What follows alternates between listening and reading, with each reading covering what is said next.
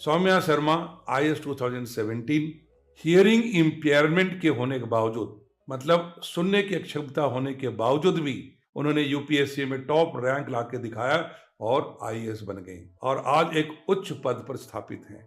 ये भी उनकी इच्छा शक्ति का परिणाम है। मुझे याद है जब मैं दूरदर्शन प्रोग्राम के लिए उनका एक इंटरव्यू ले रहा था और जब मैंने पूछा कि सौम्या, आप इस हियरिंग के प्रॉब्लम के बावजूद भी कैसे IAS बनी, इतना अच्छा रैंक लाई, उन्होंने कहा कि सर, सिविल सर्विसेज की तैयारी में सबसे बड़ी समस्या होती है कंसंट्रेशन का, एकाग्रचित्ता का, और कुदरत ने मुझे कंसंट्रेशन का अपने आप एक तरीका दे दिया। क्योंकि मुझे हियरिंग की प्रॉब्लम थी और मुझे हियरिंग एड्स लगाने पड़ते थे, तो जब भी मुझे कोई डिस्टर्बेंस से बचना था या कंसंट्रेट करना था तो मैं अपने हियरिंग एड्स को हटा देती थी, और चूंकि बाहर से कोई आवाज़ नहीं आती थी, कोई डिस्टर्बेंस नहीं था, तो मैं पूरी फोकस्ड होकर के कंसंट्रेट करके पढ़ाई में लग जाती थी। देखिए कितनी बड़ी चीज़ है, एक इंसान के पास लेमन के रूप में हियरिंग चैलेंजेस दे दिया कुदरत ने, बट उसने उसको ही अपना लेमनेड बना डाला।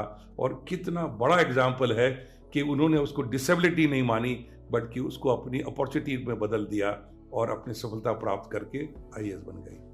अगला इंपॉर्टेंट एग्जाम्पल है प्राजल पाटिल, IAS 2016 का, भारत का पहला नेत्रहीन IAS अधिकारी। देखिए, जिन्होंने अपनी दृष्टिहीनता को या विजुअल इंपेयरमेंट को अपनी बाधा नहीं बनने दी और अपने सपनों को साकार करने में कोई कसर नहीं छोड़ा।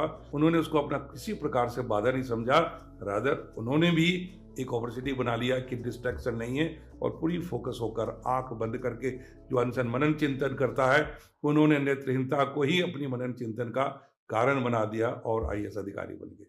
अगला एग्जाम्पल है Shruti Sharma, all India rank 1 IAS 2021 कि हिंदी माध्यम से क्वालिफाई नहीं हो पाते, उन्होंने टॉप करके दिखाया।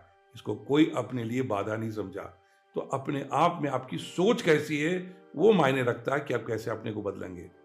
और अंत में एक इंपॉर्टेंट एग्जाम्पल है रंजीता शर्मा का, अपने 5 अटेम्प्ट के फेलियर, जिसको कहते हैं लेमन, नींबू को कैसे उन्होंने लेमनेड में बदल दिया, शिकंजे में बदल दिया, और अपने 6ठे अटेम्प्ट में IPS अधिकारी बन गई और आज राजस्थान में उच्च पद पर कार्यरत।